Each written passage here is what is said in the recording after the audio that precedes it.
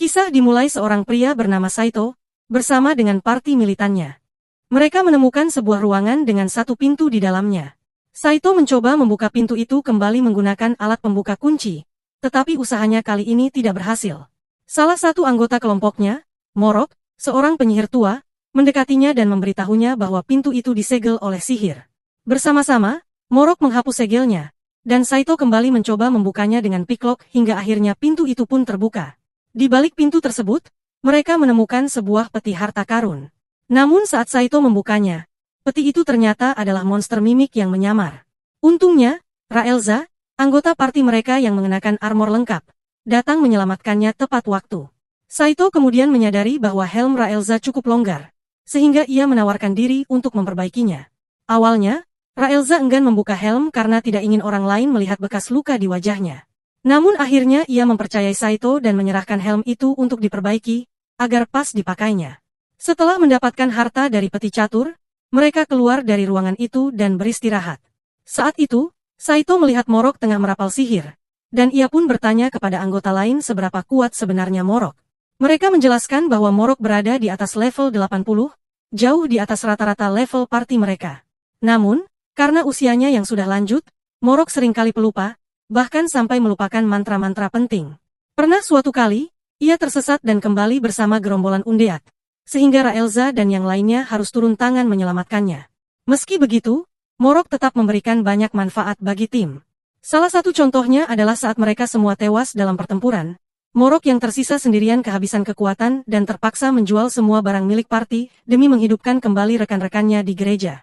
Salah satu anggota parti lainnya adalah Lavanpan, seorang peri sekaligus penyihir ilahi yang selalu menjadi andalan mereka saat ada yang terluka, meskipun setiap perawatan yang diberikannya dikenai biaya 1 koin emas.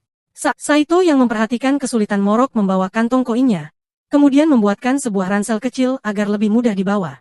Ketika sedang mengukur baju zirah menggunakan meternya, Saito menyadari bahwa sistem pengukuran di dunia itu berbeda.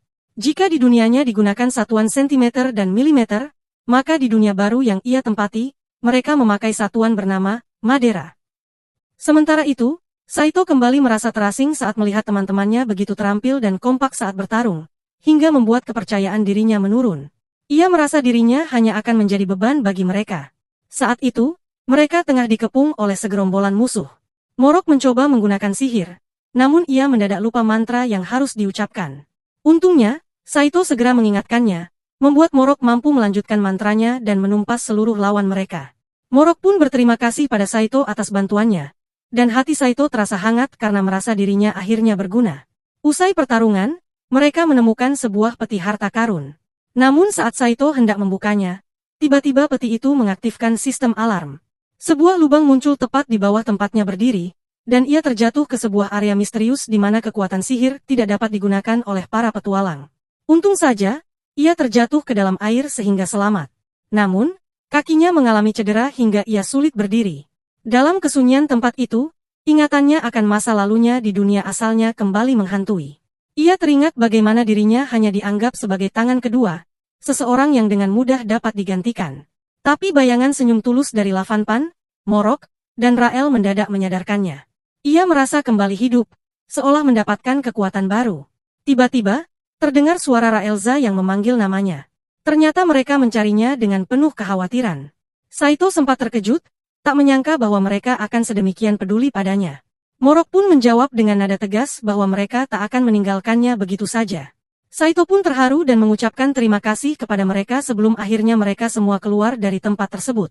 Tak lama berselang, Saito dihadapkan dengan seekor monster hidra berkepala 5. Raelza terlihat sangat ketakutan, membuat Saito merasa heran. Morok kemudian menjelaskan bahwa Rael memang lemah jika harus menghadapi monster berlendir seperti itu, jadi pertarungan kali ini hanya mereka yang akan tangani. Saito maju dengan pedangnya, disusul dengan sihir dari Morok dan Lavanpan. Setelah pertempuran yang sengit, mereka berhasil menumbangkan sang monster. Sebagai bentuk terima kasih, Morok memberikan 1 koin emas kepada Lavanpan atas bantuannya. Saito, di sisi lain, memilih memotong bagian dari hidra yang bisa dimasak, membuat Morok, Lavanpan, dan terutama Raelza terkejut. Saito lalu meminta item dari Meve yang bisa membantunya memasak. Setelah meminjamnya, ia mulai mengolah daging hidra tersebut menjadi santapan, sementara teman-temannya duduk menonton dengan penuh rasa penasaran. Setelah selesai memasak, Saito dengan penuh semangat menyajikan hidangannya. Morok dan Lavanpan mencicipinya terlebih dahulu dan langsung terpukau oleh kelezatannya. Sementara itu, Raelza awalnya tampak enggan mencobanya. Namun karena penasaran, ia akhirnya mengambil satu suapan dengan ragu-ragu. Begitu rasanya menyentuh lidahnya, ekspresi wajahnya berubah drastis. Ia sangat menikmati makanan itu, meskipun berusaha menahan keterkejutannya. Pada adegan berikutnya, Saito mencoba membuka sebuah kotak catur misterius. Tetapi saat diperhatikan lebih dekat, ia menyadari bahwa kotak tersebut merupakan jebakan tersembunyi. Mereka pun memutuskan untuk tidak membukanya dan mulai mencari kotak catur lain. Tak lama kemudian, mereka menemukan sebuah kotak lain yang dibalut dengan kabel-kabel aneh. Dengan bantuan alat penjepit yang ia bawa, Saito memotong beberapa kabel tersebut.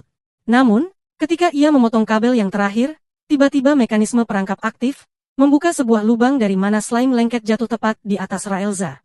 Slime tersebut ternyata adalah monster legendaris yang memiliki kemampuan melarutkan logam, sehingga armor Raelza pun meleleh seketika, membuatnya terkejut dan malu bukan main. Di adegan selanjutnya, dua perempuan muncul. Satu adalah seorang elf pejuang dan satunya lagi adalah pendeta. Saat elf bertarung dengan gagah berani, pendeta itu memberikan dukungan dengan sihir pertahanan. Setelah pertempuran selesai, si pendeta menyembuhkan luka-luka elf menggunakan mantra penyembuhan.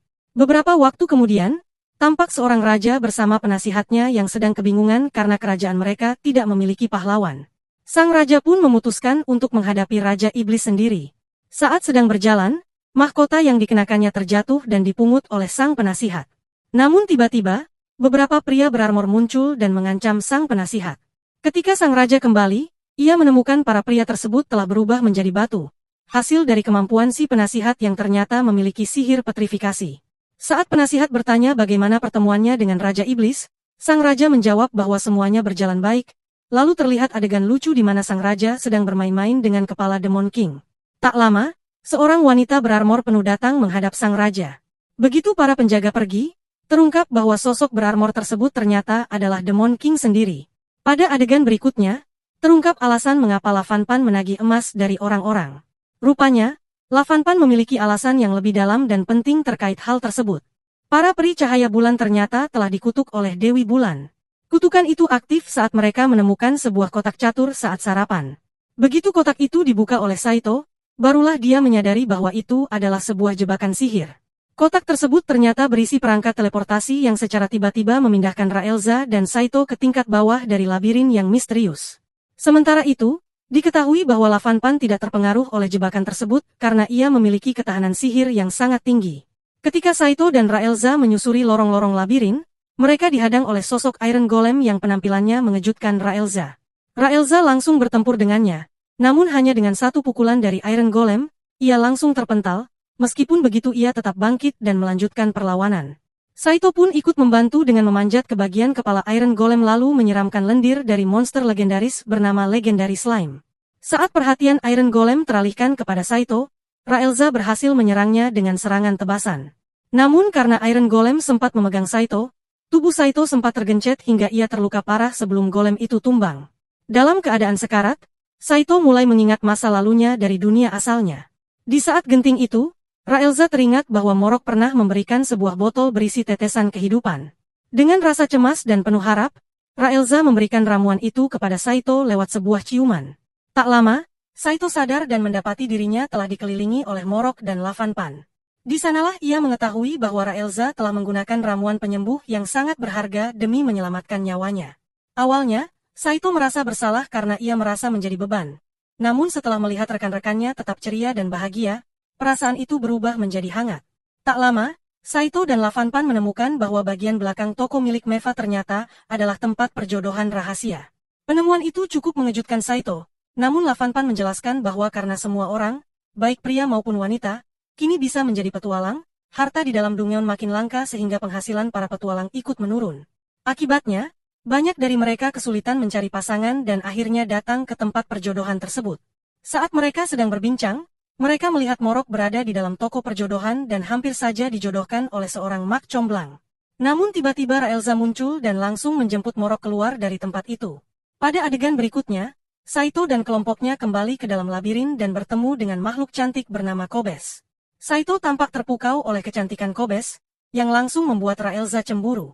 Tanpa pikir panjang, Raelza menyerang Kobes, membuat Morok dan Lavanpan terkejut. Karena takut, Kobes segera melarikan diri, namun daya tarik sihirnya masih belum sepenuhnya menghilang dari hati Saito. Perhatian Raelza tiba-tiba teralihkan ketika Saito mencoba mendekat untuk menciumnya. Namun, sebelum Saito berhasil melakukannya, Lavanpan dan yang lainnya berhasil menghilangkan pesona sihir yang mempengaruhi Saito, yang membuat Raelza kesal. Kelompok Saito lalu melanjutkan penjelajahan mereka di dalam labirin, dan sampai di sebuah area jebakan yang mengalirkan listrik. Uniknya, jebakan ini hanya bekerja terhadap mereka yang mengenakan zirah. Karena itu, Raelza terpaksa melepas baju zirahnya, dan Saito memberikannya pakaian sebagai gantinya. Saat Morok memegang zirah milik Raelza, tanpa sengaja ia menginjak jebakan dan langsung tersengat listrik. Kemudian ditampilkan sosok seorang penyihir tua yang memegang tongkat legendaris, Staff of the World Tree. Setiap langkah yang ia ambil membuat tanah bergetar karena berat tongkat tersebut. Tiba-tiba seekor monster menyerangnya, namun penyihir itu dengan mudah memukulnya menggunakan tongkat raksasanya. Di tempat lain, seorang ninja terlihat sedang berjalan melewati padang tandus yang panas. Ia berusaha menyerang seorang dengan cara menginjak bayangannya. Tapi begitu kakinya menyentuh bayangan tersebut, ia malah tenggelam ke dalamnya.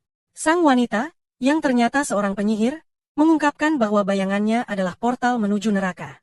Meskipun begitu, ninja itu berhasil kabur, namun saat melarikan diri ia tidak sendiri. Ia membawa serta seorang pelayan iblis dari neraka. Bersama pelayan iblis itu, ia menghadapi kembali sang penyihir. Pelayan iblis melancarkan mantra World Saver yang menutup akses portal dari bayangan si penyihir. Lalu ninja itu melancarkan serangannya dan tiba-tiba mencium penyihir tersebut. Baik sang penyihir maupun pelayan iblis terkejut, karena ternyata sang ninja jatuh cinta pada penyihir itu. Sementara itu, di sebuah kerajaan, para pejabat tengah memilih sosok baru untuk menjadi pahlawan. Karena Demon King telah tiada, mereka memilih pahlawan hanya berdasarkan penampilan dan kemampuan sihir. Yang terpilih adalah Kain, seorang pendekar sihir. Salah satu pejabat memberi instruksi kepada bawahannya untuk sedikit melonggarkan kunci pada pedang yang akan dicabut agar Kain, yang menjadi kandidat pahlawan, bisa mencabutnya dengan mudah di depan halayak ramai. Maka ketika ia berhasil mencabut pedang tersebut, Kain pun resmi diangkat sebagai pahlawan oleh kerajaan. Selanjutnya, mereka pun memilih teman seperjuangan untuk sang pahlawan, dan yang terpilih adalah Lich, seorang penyihir tangguh. Karena wajahnya yang imut, akhirnya sang pendeta Mon Pui diizinkan untuk ikut, meskipun awalnya para petinggi tidak setuju dengan kehadirannya. Namun, begitu salah satu dari pejabat itu mengungkapkan bahwa Mon Pui adalah keponakannya, mereka langsung berubah pikiran dan memperbolehkannya bergabung. Sementara itu, di dalam labirin, kelompok Saito tengah sibuk dan ia tampak sedang memotong kumis naga. Namun, tanpa sengaja tali kesayangannya terputus, yang membuat Saito merasa sedih karena alat itu berasal dari dunia asalnya. Melihat hal itu, Morok menyarankan untuk memperbaikinya pada seorang ahli bernama Donbain, seorang kurcaci terkenal yang dapat mendengar suara logam. Donbain tinggal jauh di dalam gua yang tersembunyi dengan 108 kunci. Namun pintu tersebut dapat dibuka dengan mudah oleh Saito berkat kemampuan pikloknya, yang mengejutkan Donbain. Dengan cekatan, Donbain memperbaiki tali pancing tersebut sebagai imbalan dari sisik naga, bahkan memberi bonus berupa makanan dan minuman. Saat Saito sedang berbincang santai dengan Meva, ia menceritakan kisah hidupnya sebelum tiba di dunia itu. Bagaimana dahulu ia bekerja di perusahaan kontraktor dengan beban berat dan gaji rendah. Setelah mengeluh pada atasannya, ia malah dipecat. Dalam perjalanan pulang, ia ditabrak oleh truk dan secara misterius berpindah ke dunia lain. Setelah berada di dunia baru, Saito dan timnya menjelajahi lantai-lantai labirin yang belum pernah dijelajahi sebelumnya. Sebagian besar harta karun di lantai-lantai itu sudah habis. Ketika mereka sedang berdiskusi berempat, tiba-tiba Saito mendengar sesuatu dan berhasil menangkapnya. Yang mengejutkan, ternyata itu adalah robot vakum. Namun, alat itu berhasil melarikan diri melalui lubang di dinding. Saito penasaran karena vakum itu berasal dari dunianya. Ia menyadari bahwa dinding itu tampak seperti terbelah. Dan ketika Morok memeriksanya, ditemukan sihir tersembunyi berupa Choma Flus. Setelah sihir itu dihapus oleh Morok, dinding pun terbuka dan menyingkap lantai rahasia yang mereka beri nama Terowongan Sao. Sejak saat itu, semakin banyak orang yang mulai masuk ke labirin. Saito tetap bertekad untuk menemukan vakum tersebut. Sementara itu, semua karakter mulai berkumpul di pintu masuk labirin yang kini ramai karena penemuan area baru tersebut. Beberapa orang seperti Lavanpan mengeluh bahwa itu tidak adil karena Saito yang menemukannya terlebih dahulu. Namun Saito menjelaskan bahwa kerajaanlah yang mengelola labirin dan mereka semua dibebaskan dari biaya masuk selama 10 tahun. Saat Morok, Saito, dan Lavanpan sedang berbicara, Tiba-tiba muncul sang pahlawan Kain yang menyampaikan terima kasih atas bantuan Saito dan timnya. Tak lama setelah Kain dan penyihirnya pergi, Monpui pun mendekat dengan sopan dan meminta maaf atas perilaku anggota partinya, termasuk Kain dan Raichi, yang sempat membuat masalah sebelumnya. Saat Saito hendak berjabat tangan, tiba-tiba dicegah oleh prajurit elf, Franlil, karena menyadari bahwa memiliki sebuah alat tajam kecil yang tertanam di telapak tangannya, yang bisa membuat siapapun yang terkena menjadi lumpuh seketika. Merasa malu dan tersinggung, pun memilih untuk pergi. Sementara itu, Saito dan kelompoknya mengucapkan terima kasih kepada Franlil. Di tengah percakapan mereka, tiba-tiba muncul Perdana Menteri dan Demon King yang menyamar, sambil membawa kepala dari naga legendaris bersisik perak. Raelza menjelaskan bahwa kedua sosok ini adalah petualang paling kuat yang pernah masuk ke dalam labirin. Di sisi lain, Perdana Menteri dan Demon King sedang mendiskusikan sebuah artefak kuno peninggalan seorang penyihir hebat yang memiliki kekuatan untuk memanipulasi waktu. Artefak itu tersembunyi di dalam labirin dan mereka harus mendapatkannya sebelum jatuh ke tangan yang jahat. Namun, suasana tiba-tiba berubah mencekam ketika seorang ninja tak terlihat menyelinap dan menikam sang Perdana Menteri tepat di dadanya, membuat Demon King terkejut karena tidak mendeteksi kehadiran musuh. Penyerangnya adalah seorang ninja bernama Kisurugi, ditemani oleh Primus, seorang peri. Target mereka adalah kelompok petualang terkuat. Dalam adegan berikutnya, ternyata Demon King dan Perdana Menteri berhasil selamat dan kabur sebelum tubuh mereka dibakar oleh ninja.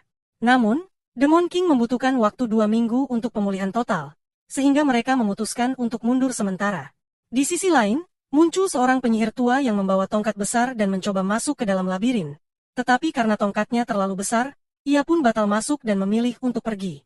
Sementara itu, Saito dan timnya menghadapi musuh berupa monster kura-kura raksasa. Saat Morok mencoba menyerang, monster itu mengeluarkan asap hijau dari mulutnya, membuat Morok tertidur. Raelza pun melawan monster itu, namun tubuh sang monster sangat keras dan gerakannya cepat. Tiba-tiba, seorang wanita dengan kapak raksasa muncul dan dengan mudah mengalahkan monster tersebut, membuat Saito terkejut. Wanita itu memperkenalkan dirinya sebagai Lisa, seorang pemburu binatang sihir dari ras Popo, dan rekannya adalah Gibre. Karena Lisa yang berhasil mengalahkan monster tersebut, maka hak untuk membuka peti harta ada padanya. Gibre mencoba membuka kuncinya, namun gagal. Akhirnya, Saito yang berhasil membukanya, dan ia memperlihatkan ekspresi bahagia. Saito merasa terkejut, karena tanpa ia sadari, bukan hanya papan catur yang berhasil ia buka, tapi juga hati Gibre. Di sisi lain, Raelza terlihat kesal. Saat Raelza tengah menghadapi seekor monster, tiba-tiba datanglah seorang pendekar elf bernama Franlil, yang langsung menyalip Raelza untuk menghabisi monster itu lebih dulu. Setelahnya, Franlil mencoba mengambil papan catur, namun segera dihadang oleh Raelza yang menegaskan bahwa ia tidak membutuhkan bantuan siapapun. Ketegangan meningkat dan keduanya terlibat dalam duel sengit yang disaksikan oleh para rekan mereka, anggota parti Franlil serta tim Raelza, yaitu Saito, Morok, dan Lavanpan. Karena pedang milik Raizon tidak cocok untuk melawan prajurit sekelas Franlil, ia memutuskan menggunakan 2 bilah pedang sekaligus dan melepaskan armornya, hal yang membuat Franlil terkejut. Namun, sebelum duel benar-benar dimulai, tiba-tiba tali pakaian Raelza terlepas, membuatnya malu dan memaksa mereka menunda pertarungan tersebut. Saat sedang berjalan-jalan, Saito tanpa sengaja melihat sebuah robot vakum dan langsung mengejarnya. Robot itu membawanya ke tempat misterius yang dipenuhi benda-benda dari dunianya, membuatnya tercengang. Ketika itu pula, Primus melancarkan sihir cahaya. Saat Saito terpesona dengan cahaya tersebut, Kisurugi mencoba menyerangnya dari belakang. Namun, Raelza datang tepat waktu untuk menyelamatkannya. Raelza menggunakan kekuatan khususnya untuk menginjak bayangan Kisurugi, membuatnya tak bisa bergerak. Tepat ketika Kisurugi hendak menyerang balik, tiba-tiba sebuah anak panah melesat ke arahnya. Anak panah itu dilepaskan oleh seorang dwarf misterius, yang mengejutkan semua orang. Sementara itu, Lavanpan masih sibuk bertarung dengan Primus, sedangkan Morok baru saja tiba di lokasi. Kisurugi mencoba menyerang dwarf tadi, tapi dwarf itu segera menggunakan sihir yang sangat mengejutkan, memaksa Kisurugi dan Primus untuk mundur dan melarikan diri. Raelza dan Saito pun mengucapkan terima kasih kepada dwarf misterius itu. Tak lama kemudian, Morok tiba dan terlihat sangat dikenali oleh sang dwarf. Dwarf tersebut mendekatinya dan memperkenalkan dirinya sebagai Gibugel, yang mengaku telah mencari Morok selama 2 dekade karena ia adalah guru yang sangat ia hormati. Morok tampak kaget dan bingung, bahkan mengaku tidak mengenal Saat ketegangan antara Gibugel dan Morok memuncak, Lavanpan bertanya kepada Morok apa maksud dari perkataan Gibugel yang menyebutnya sebagai sang master. Morok menjawab bahwa ia tak tahu apa-apa, karena selama ini ia tidak pernah menerima murid laki-laki. Namun, Gibugel segera menjelaskan sesuatu yang lebih mengejutkan. Sudah cukup lama sejak Morok kehilangan ingatannya. Dahulu, ia adalah seorang penyihir hebat yang dikenal luas di wilayah timur jauh. Namun, 2 dekade silam, ia memulai perjalanan berbahaya untuk mencari mantra terlarang. Dan sejak saat itu tak pernah terlihat kembali. Gibugel mengatakan bahwa ia sempat melihat Morok di pintu masuk suatu tempat. Namun belum mendapat kesempatan untuk berbicara dengannya. Ketika Raelza bertanya kepada Morok soal ingatannya, Morok mengaku bahwa selain nama dan sihirnya, ia tak mengingat apapun lagi. Lavanpan menambahkan bahwa kekuatan sihir Morok pun sempat menghilang ketika mereka pertama kali bertemu dengannya. Gibugel juga mengungkapkan bahwa nama Morok sebenarnya hanyalah nama samaran yang sering ia gunakan saat merayu wanita. Nama aslinya adalah Great Mage Belk. Namun sebelum Gibugel selesai menjelaskan, tiba-tiba terjadi serangan yang mengejutkan semua orang. Gibugel terjatuh, namun segera disembuhkan oleh Lavanpan. Situasi menjadi mencekam, terutama bagi Saito dan Raelza yang langsung bersiap siaga. Kejutan berikutnya datang ketika ninja Kisurugi kembali, menyampaikan bahwa ia sedang mencari rumah penyihir yang ia cintai. Ketika akhirnya rumah itu ditemukan, ia dikejutkan oleh kondisi penyihir tersebut yang tampak sangat tua dan sekarat. Saat Kisurugi hendak mendekat, ia dicegah oleh Primus, yang menjelaskan bahwa sang penyihir telah dikutuk oleh iblis dengan mantra yang menghentikan penuaan. Namun, mantra itu punya harga. Sang penyihir tak boleh jatuh cinta. Ketika ia jatuh hati kepada Kisurugi, tubuhnya mulai memburuk. Primus lalu memberi harapan bahwa ada artefak di dalam labirin yang dapat memanipulasi waktu dan mungkin menyelamatkannya. Di adegan selanjutnya, mereka kembali ke pertempuran di mana Raelza sedang bertarung.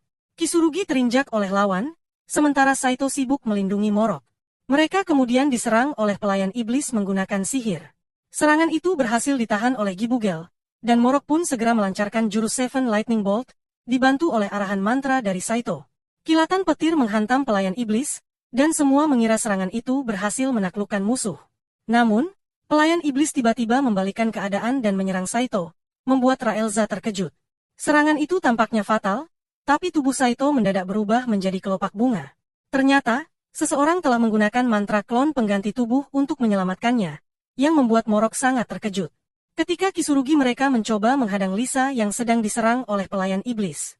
Namun, secara tiba-tiba, pelayan iblis itu ditendang keras oleh Franlil, yang membuatnya terpental.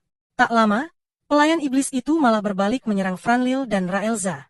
Tapi sebelum serangan mengenainya, sebuah penghalang pelindung tiba-tiba muncul melindungi mereka. Penghalang itu ternyata dilontarkan oleh Monpui, yang hadir bersama sang hero dan Raichi. Melihat kekuatan mereka bersatu, Saito merasa senang karena semua orang mulai berkumpul untuk membantunya. Saat itu, Kusuri menyarankan agar mereka mundur sementara, tetapi Ninya menolak ide itu karena jika mereka membiarkan musuh kabur, lebih banyak petualang bisa jadi korban. Ninya dan Lapanvan pun mulai mengumpulkan kekuatan untuk melakukan ritual pemurnian terhadap sang iblis. Sementara itu, Raelza dan Franlil bekerja sama menahan Kisurugi, membuatnya terkejut ketika melihat Raichi ikut menghalangi. Namun, sebelum mantra pemurnian mengenai pelayan iblis, Kisurugi justru melindunginya. Alasannya, karena ia ingin menyelamatkan wanita yang dicintainya, yang ternyata berada di sana karena dirinya. Melihat hal ini, Saito segera menghentikan mereka dari menyerang dan menyatakan bahwa pemenangnya sudah jelas. Namun, rekan-rekannya tak sependapat. Bahkan Primes menyatakan bahwa pertarungan belum berakhir, mengejutkan Kisurugi. Primes kemudian mempersembahkan sayap hitamnya untuk memanggil Black God. Saat Lisa bertanya apakah mungkin peri memanggil salah satu dewa, Gibugel menjelaskan bahwa itu bisa terjadi karena para peri kristal hitam menyimpan mana di dalam sayap mereka. Lalu, Primes menyuruh Kisurugi untuk memutuskan ikatan dengan para petualang yang ingin menangkapnya. Dan dari situ hubungan mereka menjadi lebih dekat. Sementara itu, Kusuri tidak sanggup memotong sayapnya sendiri, membuat Primus harus menggunakan telekainsis untuk menggerakkan benda tajam dan memotongnya, mengejutkan semua orang. Ia lalu memakai seluruh mananya untuk memanggil Dark God. Setelahnya, Primes mengorbankan sayapnya untuk memanggil Demon God, yang langsung memunculkan sebuah pilar raksasa. Semua orang terkejut, terutama karena Franlil berdiri terlalu dekat. Pilar itu tiba-tiba terbuka, memperlihatkan banyak mata yang langsung menyerang, dan salah satu serangannya membuat telinga Franlil terpotong. Untungnya, Ninya berhasil menangkap dan mengembalikannya tepat waktu. Ketika Ninya berusaha menyembuhkan Franlil, pilar itu kembali menyerang dengan target yang sama. Namun kali ini, Raelza berhasil menahannya tepat sebelum mengenai Franlil. Usai serangan, Raelza bertanya pada Saito apakah masih ada perisai cadangan, dan Saito hanya bisa menjawab bahwa dia hanya membawa satu. Tapi belum sempat merespons lebih lanjut, musuh kembali menyerang dengan kekuatan dahsyat. Tiang sihir itu menjadi sasaran serangan mereka, dan semua anggota kelompok segera menggunakan perisai pelindung. Dalam situasi genting tersebut, Saito tiba-tiba menyuruh Morok untuk menggunakan jurus Seven Lightning Bolts. Meski sempat lupa mantranya, Saito mengingatkan Morok dan akhirnya petir-petir itu pun menghantam pilar tersebut. Serangan Morok sangat kuat, namun mengejutkan semua orang karena pilar itu sama sekali tidak terpengaruh. Tanpa peringatan, pilar tersebut aktif dan melancarkan serangan ke seluruh arah. Raelza segera memerintahkan Gibugel untuk menyerang bagian mata pilar itu. Ia memanahnya dengan presisi, namun pilar hanya memejamkan mata dan panah tersebut tak memberikan efek apapun. Pilar terus meluncurkan serangan secara acak. Dalam kekacauan itu, Gibre berusaha melindungi Lisa, sementara yang lain hanya bisa bertahan dan mempertahankan posisi dari gempuran pilar. Di tengah serangan yang makin brutal, Saito kembali menyarankan pada Morok untuk menggunakan sihir yang bisa menghentikan waktu. Morok terkejut dan bertanya dari mana Saito tahu tentang mantra itu. Ternyata Saito menemukannya di dalam kotak jamur miliknya, di mana terdapat catatan tentang mantra yang mengendalikan waktu dan dimensi. Ia lalu bertanya pada Morok apakah sihir itu yang membawanya ke dunia mereka. Saat itu, kilasan masa lalu Morok muncul, memperlihatkan bahwa ia memiliki seorang putri bernama Krom, dan bahwa ia dikenal dengan nama Morok karena ambisinya menjadi penyihir terkuat demi membahagiakan sang anak. Namun karena terlalu fokus pada tujuannya, Morok kehilangan banyak waktu bersama putrinya, membuat Krom merasa kesepian. Suatu malam, ketika Krom jatuh sakit, Morok pulang karena ada buku yang tertinggal. Istrinya memintanya untuk tinggal dan menemani sang anak, tapi Morok mengatakan bahwa ia sudah memanggil tabib dan pendeta untuk merawat Krom, dan ia tidak bisa berhenti berlatih karena sudah hampir lulus menjadi penyihir agung. Ia pun berjanji akan pulang keesokan harinya. Keesokan harinya, Morok kembali dengan bangga sebagai penyihir agung bersertifikat. Namun hatinya hancur saat mendapati bahwa sang anak telah tiada. Mereka tak mampu membawa Krom ke kuil untuk dihidupkan kembali karena kekurangan emas. Saat melihat kalung yang dibuat Krom untuknya, yang digenggam erat oleh sang anak sebelum meninggal, Morok menangis pilu. Istrinya pun meninggalkannya, dan sejak saat itu, Morok dipenuhi oleh penyesalan mendalam karena meskipun ia telah menjadi penyihir terkuat, ia gagal menyelamatkan orang yang paling berarti baginya. Tanpa diduga, Morok menemukan sebuah catatan kuno dalam buku sihir yang membahas kemampuan untuk memanipulasi waktu dan ruang. Dengan rasa penasaran yang tinggi, Morok memutuskan untuk pergi ke sebuah labirin tersembunyi, tempat di mana ia percaya mantra itu berada. Di dalamnya, ia tiba di sebuah ruangan misterius yang dipenuhi dengan benda-benda asing yang ternyata berasal dari dunia Saito. Di sanalah ia menemukan beberapa lembaran kertas tua yang berisi mantra. Mantra untuk menghentikan waktu dan berkomunikasi dengan dunia lain. Namun, tidak satu pun dari mantra itu bisa mengembalikan waktu yang telah berlalu. Saat sedang memeriksa kertas-kertas itu, Morok dikejutkan oleh kemunculan seorang misterius yang tubuhnya terbalut rapat kain gelap. Tanpa basa-basi, Morok bertanya apakah pria itu yang menciptakan mantra tersebut dan memohon agar diajarkan mantra untuk mengembalikan waktu. Ketika ditanya alasannya, Morok dengan jujur mengaku ingin menghidupkan kembali anaknya. Pria berjubah itu bersedia memberikannya. Dengan satu syarat, Morok harus bisa mengalahkannya dalam pertarungan. Duel pun terjadi, namun sayangnya Morok tumbang akibat serangan yang begitu kuat hingga membuatnya tak mampu berdiri. Meski kalah, pria berjubah itu mengaku kagum dengan keteguhan Morok dan menyatakan bahwa ia akan pergi ke dunia lain, namun tetap menepati sebagian permintaan Morok. Ia mengatakan bahwa Morok tak akan membutuhkan mantra itu jika bisa melupakan rasa sakit dan penyesalannya. Tanpa banyak bicara, pria itu menghapus hampir seluruh ingatan Morok, termasuk kenangan tentang anaknya. Belakangan terungkap bahwa kekuatan pria itu berasal dari liontin yang selama ini dikenakan oleh Morok. Sementara itu, pertempuran terus berlanjut.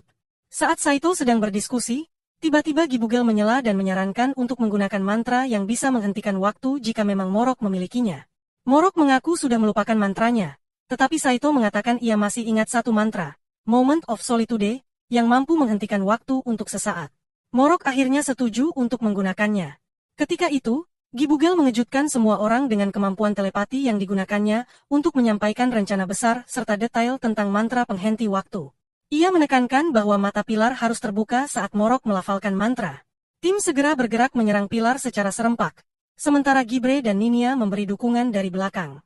Sayangnya, Morok tiba-tiba lupa misi mereka, membuat Lavanpan terkejut. Beruntung, Saito segera mengingatkannya, termasuk cara melafalkan mantra tersebut. Pilar raksasa itu melancarkan serangan langsung ke arah Morok. Namun Lavanpan bergegas menciptakan perisai pelindung. Sayangnya, kekuatannya hampir tak mampu menahan dampak serangan.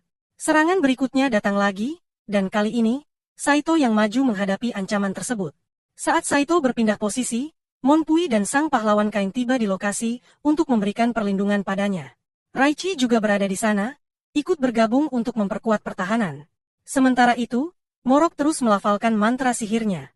Tiba-tiba, pilar-pilar menyerang secara membabi buta seperti rentetan peluru mesin. Tepat saat Morok berhasil menyelesaikan mantranya.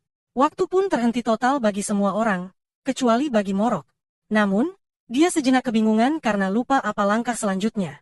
Tak disangka, ia menemukan tulisan instruksi di telapak tangannya. Ternyata Saito telah menuliskannya diam-diam sebelum mantra dilepaskan. Untung saja, Saito berpikir jauh ke depan. Morok lalu menyerang mata tersebut, namun ia tercengang saat melihat kilasan ingatan milik sang ninja, termasuk misinya untuk menyelamatkan perempuan yang dicintainya. Ia sempat ragu untuk menghancurkan peler karena hal itu juga bisa membahayakan sang ninja. Tapi karena waktu hampir habis, ia akhirnya meminta maaf dalam hati dan dengan tekad bulat, menghancurkan peler tersebut sepenuhnya. Sebelum hitungan 100 detik berakhir, waktu perlahan kembali normal. Semua orang terkejut saat melihat bahwa pilar telah hancur berkeping-keping. Namun yang paling mengejutkan adalah ketika mereka menyadari bahwa tangan Morok telah terputus. Ia berdiri tegak dengan tatapan penuh percaya diri yang membuatnya tampak sangat keren. Lavanpan dan rekan-rekannya segera menghampirinya. Lalu Morok meminta mereka untuk segera mencari dan menyembuhkan sayap milik Primus, yang membuat mereka terperangah karena Primus adalah musuh. Namun, Morok menjelaskan bahwa ia melihat kenangan mereka melalui matanya, sehingga ia menahan diri dalam menggunakan mana saat menyerang pilar agar kedua sahabat itu tidak terkena dampaknya. Akibatnya, ledakan serangannya sendiri malah melukai tangannya. Raelza pun meneteskan air mata dan memeluk Morok dengan penuh kecemasan. Sementara itu, Ninia mendekatinya dan mencoba mengembalikan tangan Morok, sambil bertanya apakah benar cairan tubuhnya bisa digunakan untuk menyembuhkan. Tiba-tiba Monpui menyela dan dengan jahil memercikkan cairan tubuhnya ke Morok, yang membuat semua orang terkejut. Bersama Ninia, Monpui membantu menyambungkan kembali tangan Morok. Walau tampak jelas bahwa Monpui sangat bersemangat dan agak kesal terhadap Morok. Di sisi lain, Saito, Kain, Raichi, dan Lavanpan sibuk mencari sayap Primus, hingga akhirnya ditemukan oleh Saito dan siap dipasangkan kembali. Meski awalnya Primus enggan menerima bantuan karena dendamnya terhadap manusia, Lavanpan meyakinkannya bahwa ada juga manusia yang bisa dipercaya seperti para ninja. Karena hal itu, Primus pun luluh dan membiarkan Gibre serta Lavanpan mengembalikan sayapnya. Sementara itu, Kisurugi memohon agar dua iblis yang telah mengikutinya dikembalikan dengan aman ke neraka, dan permintaan itu membuat Raelza terkejut karena mereka ternyata mengikuti perintahnya secara sukarela. Di tempat lain, Gibugel memberitahu Kisurugi bahwa penyihir bernama Chrome yang sedang ia cari sebenarnya adalah Morok, yang mengejutkan Kisurugi, terutama setelah insiden pelecehan terhadap Ninia. Namun, Monpui tiba-tiba menawarkan dirinya dan mengorbankan hidungnya agar bisa disentuh oleh Morok selama mereka berbincang. Tak lama kemudian, beberapa pedang tiba-tiba mengarah ke Kisurugi. Kehadiran Perdana Menteri dan Raja Iblis mengejutkan Primus. Mereka menyatakan bahwa merekalah yang akan mengadili kasus ini, dan salah satu pedang langsung menyerang Kisurugi. Namun, ia berhasil diselamatkan oleh salah satu teman iblisnya, Abares, yang dipuji atas tindakannya. Lalu, iblis bernama Terf muncul untuk menghadapi mereka berdua, sambil memperingatkan agar mereka tidak sembarangan bertindak. Saat itu, Kisurugi membuat murka sang Raja Iblis dan akhirnya memperlihatkan wujud aslinya, yang langsung mengejutkan Terf karena ternyata dia adalah pamannya sendiri. Terf tidak mengenalinya sebelumnya karena tanduk pamannya telah tumbuh lebih matang. Sementara itu, Primus juga terkejut saat mengetahui bahwa ternyata yang mereka kira adalah seorang prajurit rendahan, sebenarnya memiliki peringkat jauh lebih tinggi.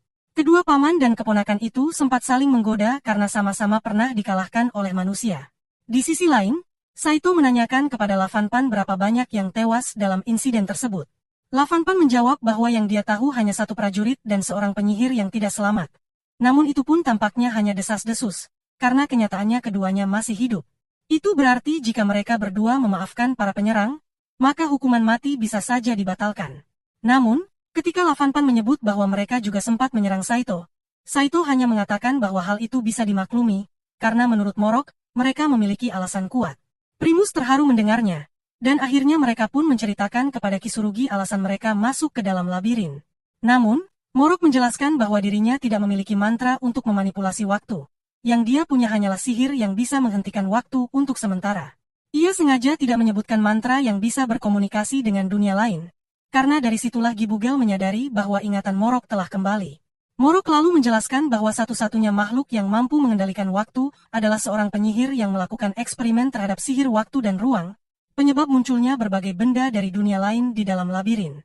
Sayangnya, penyihir itu sudah tidak ada di dunia mereka karena telah berpindah ke dimensi lain.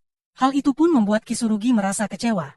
Tiba-tiba, Perdana Menteri menyela dan mengatakan bahwa ada seseorang yang mengetahui mantra untuk mengembalikan masa muda. Namun, ia tidak menyebutkan bahwa raja sendiri yang mengetahui mantra tersebut. Semua merasa bahagia karena masih ada harapan untuk menyelamatkan sang penyihir. Tetapi sang menteri menjelaskan bahwa untuk menggunakan sihir itu, harus ada seseorang yang rela mengorbankan hidupnya, orang yang dekat dengan target sihir. Pernyataan ini mengejutkan semua orang, dan baik Primus, Abares, maupun Terf menolak ide pengorbanan itu. Namun, Kisurugi telah membuat keputusan. Ia berlutut dan memohon agar nyawa sang penyihir diselamatkan. Perdana Menteri pun mengatakan bahwa jika kelompok Saito setuju bahwa keadilan tidak harus ditegakkan lewat hukum, melainkan lewat pengorbanan demi orang lain, maka dia akan mengampuni kesalahan Kisurugi dan mengabulkan permintaannya. Saat mereka mulai mengaktifkan kekuatan, Hirokain sempat menunjukkan sikap sok pahlawan, namun dengan cepat dibungkam oleh Monpui. Raichi tidak terlalu mempermasalahkan hal itu, sementara Morok dan lainnya mencoba menghibur Primes dan Saito yang terlihat murung. Tak lama, Primus dan Morok membawa kembali Abares dan Terf ke dimensi neraka sebelum proses teleportasi selanjutnya. Di sisi lain, Kisurugi dan Primus sempat berdiskusi, lalu Kisurugi menanyakan perihal pakaian yang dikenakan oleh Saito, mencurigainya sebagai seorang ninja dari kerajaan asing. Hal ini membuat Saito merasa aneh karena ia dianggap lemah, padahal sebenarnya ia adalah pemimpin kelompoknya. Dengan tenang, Saito menjelaskan bahwa dirinya hanyalah seorang tukang serba bisa, pernyataan yang mengejutkan Primus dan Kisurugi. Setelah semuanya dirasa cukup tenang, mereka langsung dilaporkan oleh seorang menteri agar dibawa ke seseorang yang memahami mantra penyelamat sang penyihir. Sementara itu, kelompok Saito yang masih berada di dalam labirin mulai berpencar. Lavanpan penasaran dan menanyakan pada Saito apakah dia melihat robot penyedot debu, namun Saito mengaku tidak menemukannya. Saat mereka sedang memeriksa keadaan sekitar, sekelompok petualang tiba-tiba muncul. Saito pun memutuskan untuk mencari barang-barang berguna, tindakan yang langsung diikuti oleh anggota lainnya. Gibugel lalu bertanya kepada Morok apakah ingatannya sudah kembali. Morok hanya memandang Gibugel dengan tatapan aneh, lalu tanpa peringatan melepas helm tersebut, memperlihatkan seekor anjing yang awalnya dikira sebagai Pemo. Namun Gibugel menjelaskan bahwa itu adalah anak dari Pemo. Mendengar itu, Morok menunjukkan ekspresi terkejut seolah mengingat seseorang, namun segera bertanya siapa itu sebenarnya. Di tempat berbeda, sang raja tiba di kediaman sang penyihir di mana Kisurugi telah menunggu. Mereka berbincang, dan sang raja mengeluarkan pedang merah bernama Soul Returner atau Blood Sword. Ia mengatakan bahwa nyawa Kisurugi adalah harga yang harus dibayar demi menyelamatkan sang penyihir. Saat ditanya apakah ia siap berkorban, Kisurugi mengakui bahwa dirinya seorang pembunuh bayaran yang tugasnya memang menghilangkan nyawa. Namun, setelah memiliki teman dan merasakan cinta, ia sadar bahwa setiap orang yang pernah ia bunuh juga punya orang yang mencintai mereka. Sejak itu, ia merasa tidak pantas untuk dicintai dan ingin menebus semua dosanya dengan menyelamatkan nyawa orang lain. Sang raja pun menghampiri Kisurugi dan menyatakan bahwa ia akan menepati janjinya. Permintaan itu akhirnya dikabulkan, dan saat si Kisurugi memikirkan sesuatu, tiba-tiba Rafaela terbangun dan penampilannya kembali seperti saat muda.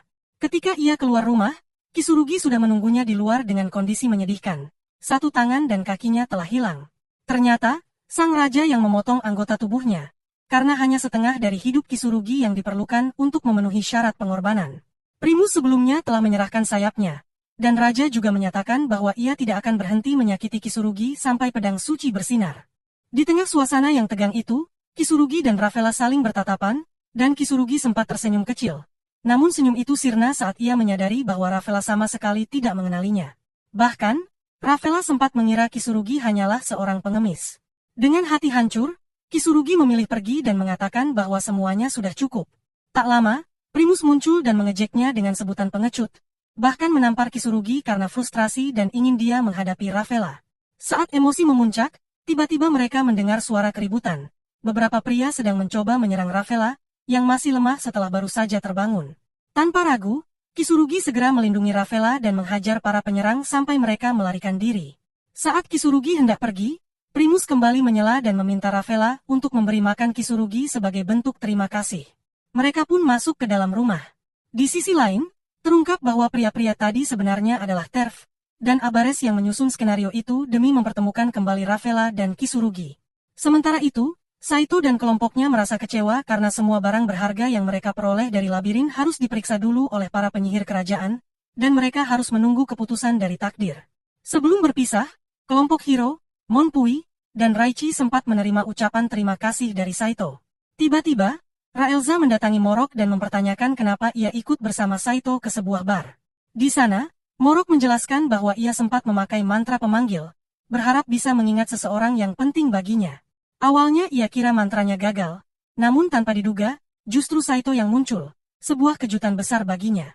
Ia mengakui kesalahannya dan meminta maaf, namun Saito dengan tenang berkata bahwa jika bukan karena pemanggilan itu, ia mungkin sudah tewas tertabrak truk. Ia pun mengucapkan terima kasih, yang membuat Morok terharu sampai menangis.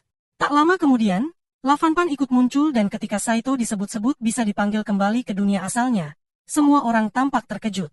Namun, reaksi paling kuat datang dari Raelza, yang langsung menolak keras ide tersebut. Ia menangis sambil berteriak bahwa Saito tidak bisa kembali karena kelompok mereka sangat membutuhkannya. Dengan hati yang hancur, Raelza lari keluar, dan Saito pun mengejarnya. Di tengah hening malam, mereka akhirnya berbincang.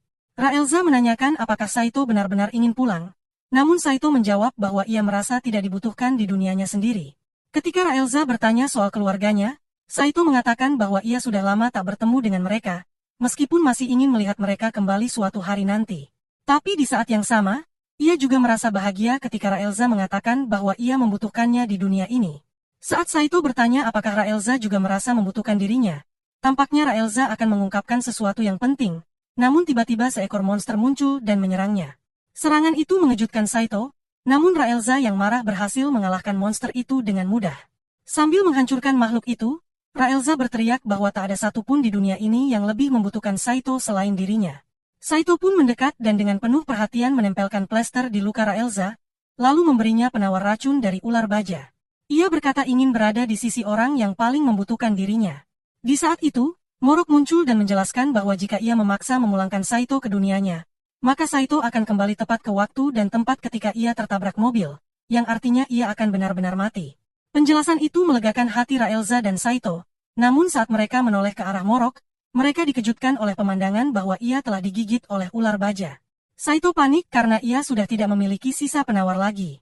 Di akhir kisah, Raelza terbangun dengan senyum bahagia dan petualangan mereka pun berlanjut tanpa Morok, yang kini tak bisa menemani karena dampak racun monster tersebut.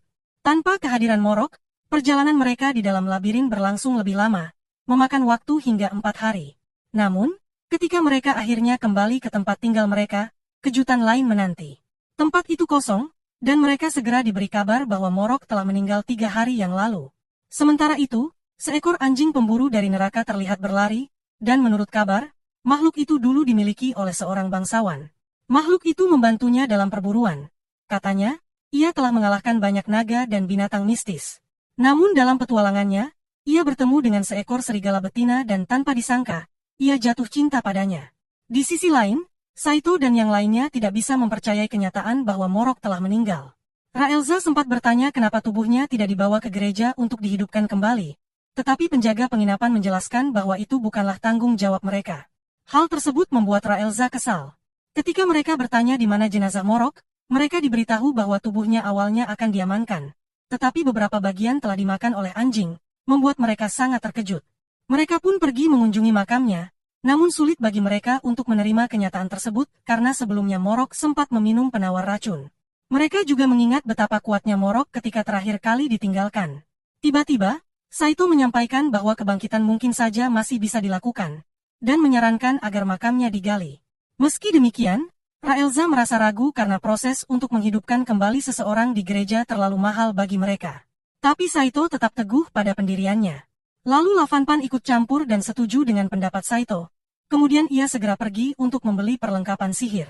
Sementara itu, yang lain bersiap meminjam alat penggali. Saat mereka meninggalkan area pemakaman, sebuah tangan kerangka tiba-tiba muncul dari dalam kubur. Di waktu yang bersamaan, Heldok, seekor serigala jantan, tengah menikmati kisah cintanya bersama serigala betina. Namun kedamaian mereka terganggu ketika tuannya memerintahkan untuk menyerahkan serigala betina itu. Mereka akhirnya melarikan diri ke dunia manusia. Dalam pelarian, serigala betina diserang oleh makhluk tak dikenal. Hal ini membuat Heldok sangat marah dan langsung melawan. Meskipun yang diserang justru melindunginya terlebih dahulu meski dalam kondisi terluka. Bersama-sama, mereka bertempur melawan iblis tersebut dan akhirnya berhasil mengalahkannya.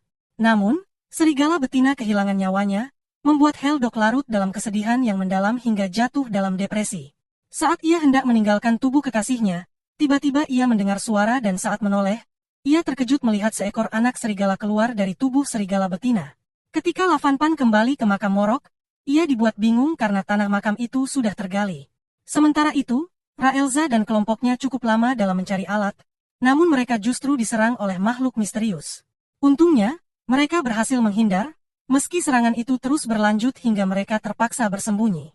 Di balik batu besar, mereka dikejutkan oleh kemunculan seorang undead yang sempat disangka sebagai Morok. Meski ragu, Raelza tetap menyerangnya, namun serangannya tak berpengaruh. Saito sempat ingin memberinya air suci, namun undead tersebut menghancurkannya dengan kekuatan tak terduga, mengejutkan mereka semua. Saat undead itu hendak menyerang lagi, tiba-tiba seseorang muncul dan menyerangnya dari belakang. Betapa terkejutnya mereka saat melihat bahwa itu benar-benar Morok.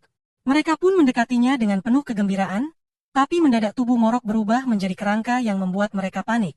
Namun tak lama kemudian, tubuhnya kembali normal, memunculkan keheranan di antara mereka. Saat mereka tiba di sebuah tempat yang aman, mereka akhirnya mengetahui bahwa kondisi aneh Morok disebabkan oleh efek gabungan dari sihir Carnation. Namun Morok sendiri lupa kapan ia mengaktifkan sihir itu. Saito merasa lega karena Morok selamat, namun Morok mengatakan ada sesuatu yang aneh terjadi padanya. Ia kembali berubah menjadi kerangka dan tubuhnya terus berubah-ubah. Bahkan ia mengatakan bahwa JL-nya menghilang. Saat ia menunjukkannya, mereka semua terkejut dan hampir menangis. Mereka berspekulasi bahwa mungkin alasan Morok tak bisa kembali sepenuhnya adalah karena bagian tubuhnya tidak lengkap. Morok pun kesal karena menurutnya ukuran bagian tubuhnya kalah jauh dibandingkan milik Raja Batu Raksasa yang katanya mencapai 30 cm.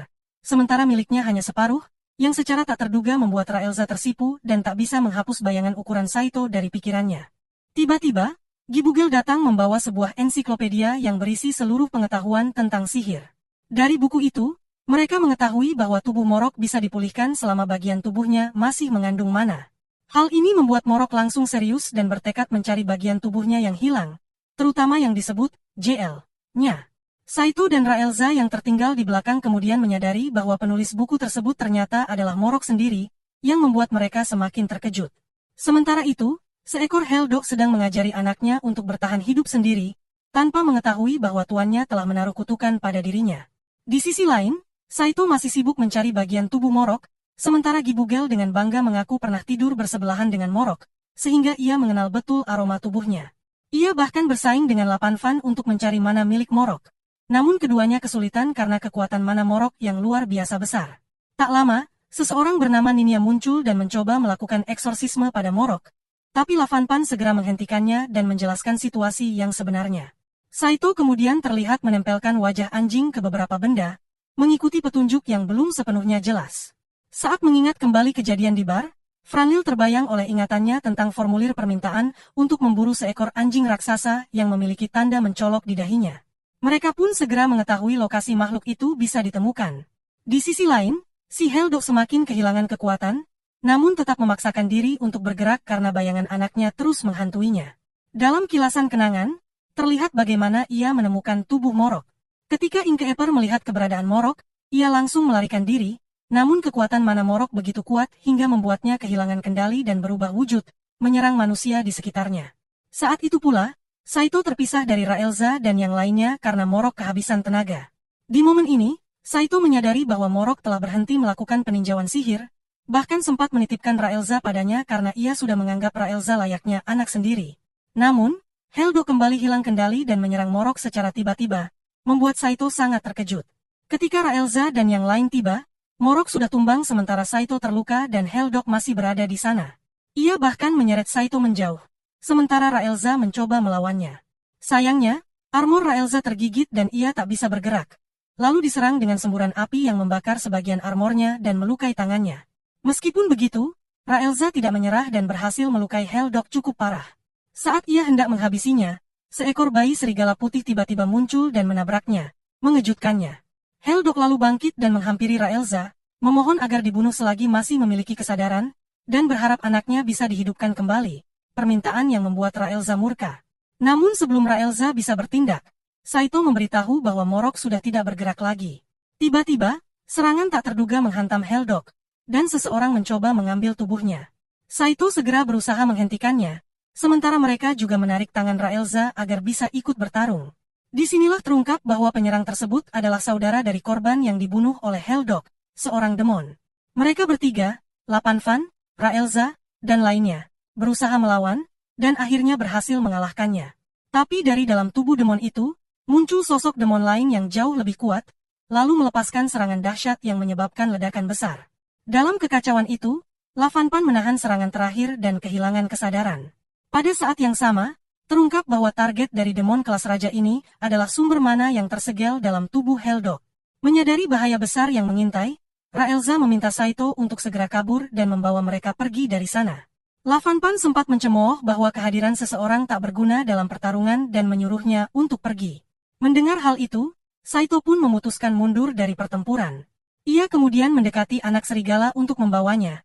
Namun bayi itu menolak meninggalkan jasad ayahnya.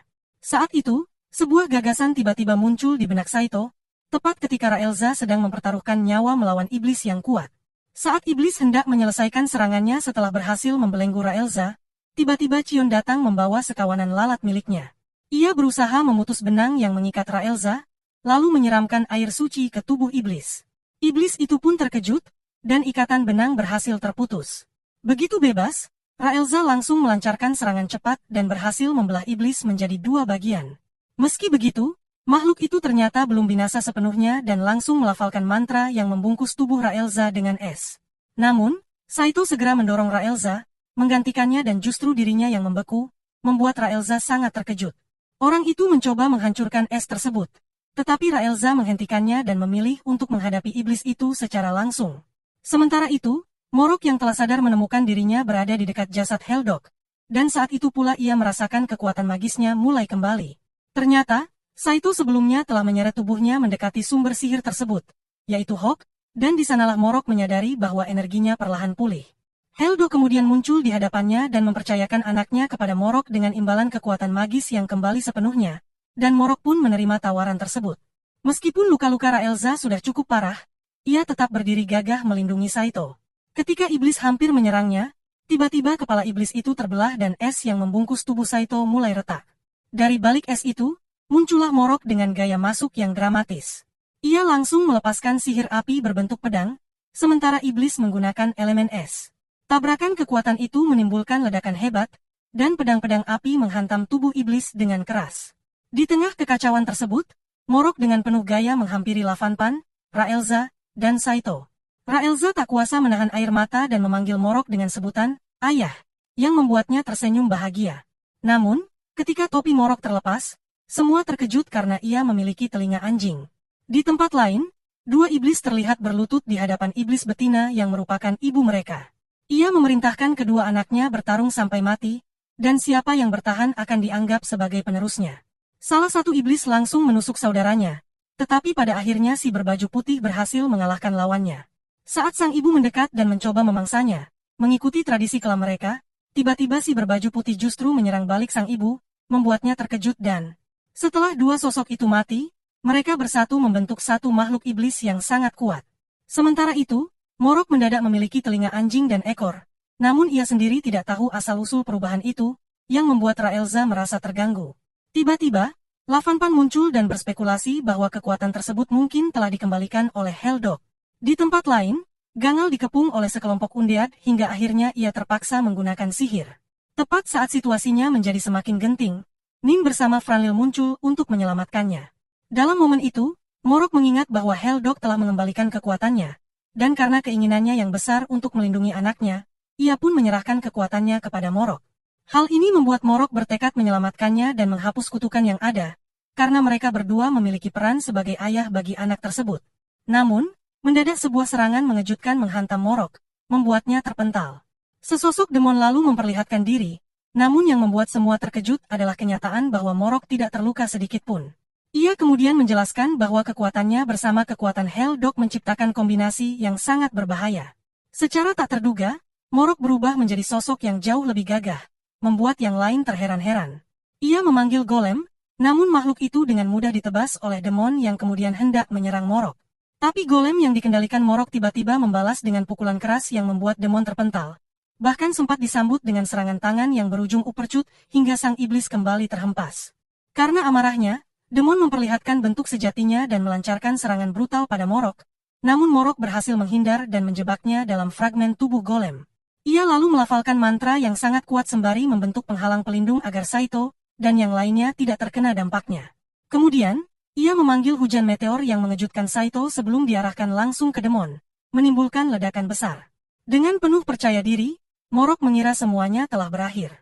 Namun, iblis itu ternyata belum sepenuhnya musnah.